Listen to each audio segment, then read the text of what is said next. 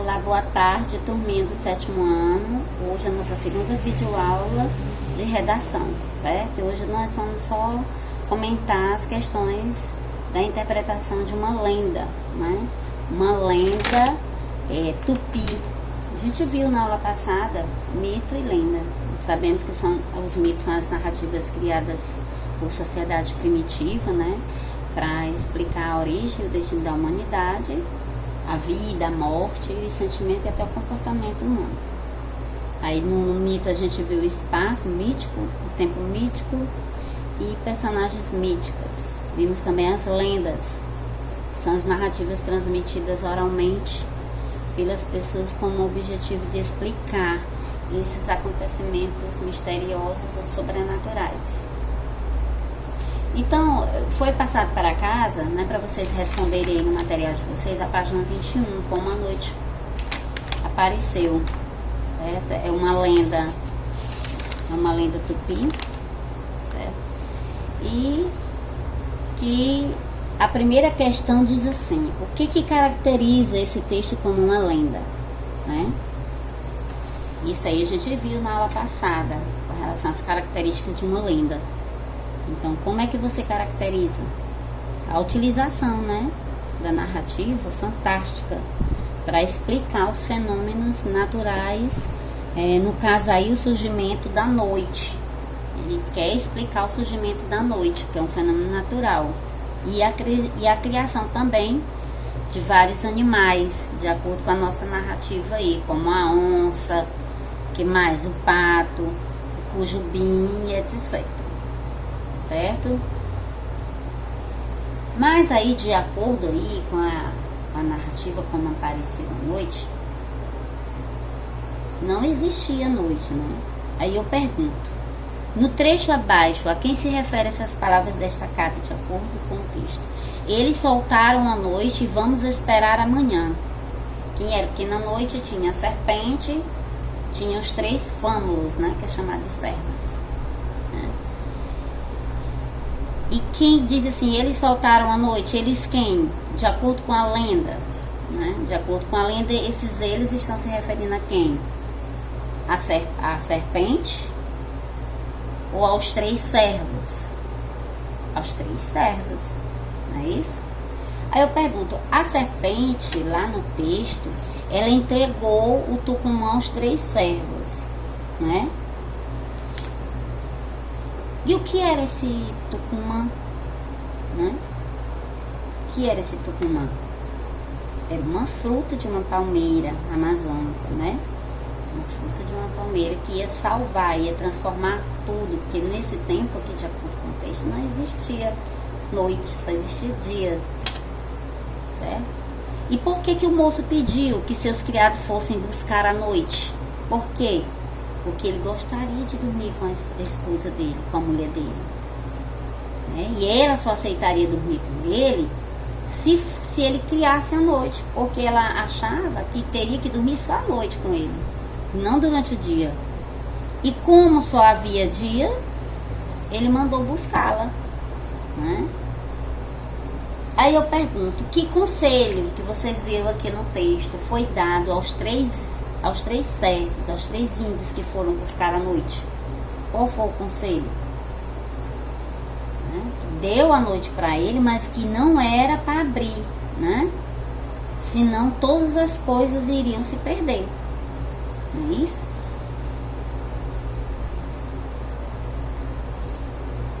E daí, se iriam se perder, qual era a punição se eles abrissem? Iriam todos ser transformados em quê? Todos iriam ser transformados em macacos. É isso que a lenda conta. Só que essa lenda, ela traz algo mais especial que a gente vai ver mais na frente. Porque esses servos desobedeceram às ordens da serpente?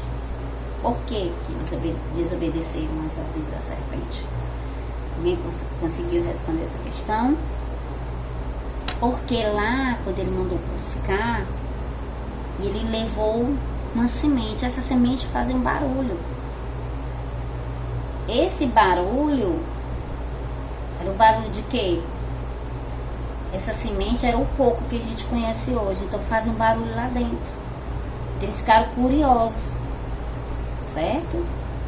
Aí, quando a noite escapou, a filha da serpente, ela se deparou com um grande problema. Que problema foi esse? Hein? Que problema foi esse? De acordo com a leitura do texto. A transformação das coisas e dos animais. Aí na quarta questão diz assim: qual foi a ordem descumprida pelos servos e de que forma eles foram punidos por descumpri-la? A ordem era de não abrir o coco de Tucumã, que era uma semente, porque senão tinha a punição de serem todos transformados em macacos, e eles descumpriram. Essa lenda, ela traz algo parecido, em comum com o mito grego, que a gente comentou na aula passada, um objeto fechado, né, de conteúdo desconhecido, que foi entregue a alguém que não pode abrir. Do mesmo jeito aqui, foi entregue aos servos, né? Que lenda foi essa? A lenda da caixa de Pandora. A lenda da caixa de Pandora aconteceu exatamente isso. Em ambos os personagens, eles abriram o objeto, movidos pela curiosidade. Não foi? Nós vimos, gente, essas lendas, ela é uma tradição oral, né, que são passadas em geração por meio da fala, certo? Sem registro escrito. No próximo capítulo aí de vocês vão se deparar lendas que vocês já ouviram, né? A lenda da Vitória Régia é o que vocês vão se deparar. Com certeza vocês já ouviram falar dessa lenda. E é comum a gente encontrar várias lendas que propõem explicações para os mesmos fenômenos, né? Então aqui vocês vão ler a lenda da Vitória Régia e vocês vão perceber que quando você tem que produzir o seu texto na lenda, observando as características da lenda. Você vai criar um texto observando as características da lenda, né? Ela procura, a sua lenda, explicar o surgimento de alguma planta, de algum fenômeno natural. É isso que você tem que se atentar quando você for produzir o seu texto aí na página 25.